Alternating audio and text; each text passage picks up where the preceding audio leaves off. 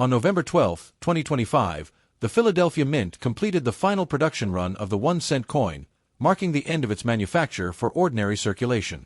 What can 1 cent buy? Let's look at how the dollar's purchasing power has changed every 100 years since its introduction in 1792. In 1792, in the early years of the US dollar, if you walked into a small-town market with a single cent, you could buy quite a lot. You could get a small bag of beans, an apple, 2 or 3 eggs, or a small piece of bread. Candy was considered a luxury at the time, yet you could still get the cheapest hard candy for 1 cent. A simple newspaper stand on the street might sell you a local paper for a penny. 100 years later, in 1892, walking through the streets of New York with that same penny, you would find fewer options, but you could still buy something. You could pick out a single candy from a glass jar, a peanut cluster, a piece of chewing gum, or a small piece of cheap chocolate. At a low-cost fruit stand, you could buy an apple or a handful of peanuts. A postal clerk on the street corner would tell you that 1 cent could mail a postcard.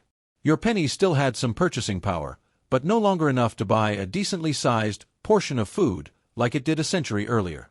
Over that 100-year span, the U.S. experienced relatively mild, and at times extremely low inflation, but not because the economy was stable. Rather, the gold-silver standard, combined with short-term fluctuations caused by wars and mild deflation in the late 19th century, alternated in a way that kept long-term average prices from changing dramatically. Now let's jump forward another 100 years. If you put that penny into a vending machine, nothing would happen, because the cheapest items now started at 25 cents. In 1992, the only role a penny played was giving change at checkout, filling in for psychological pricing like 99 cents, or serving as a collectible trinket for kids.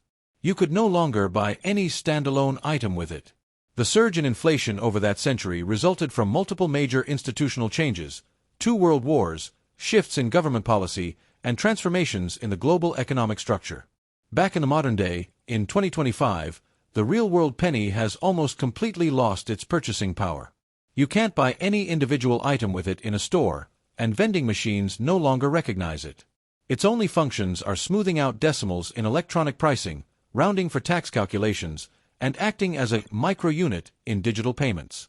The only domain where it can still do something is in the digital world, for example, micropayments in some AI or cloud services that charge by the cent. In the physical world, the penny is nearly invisible as a form of money.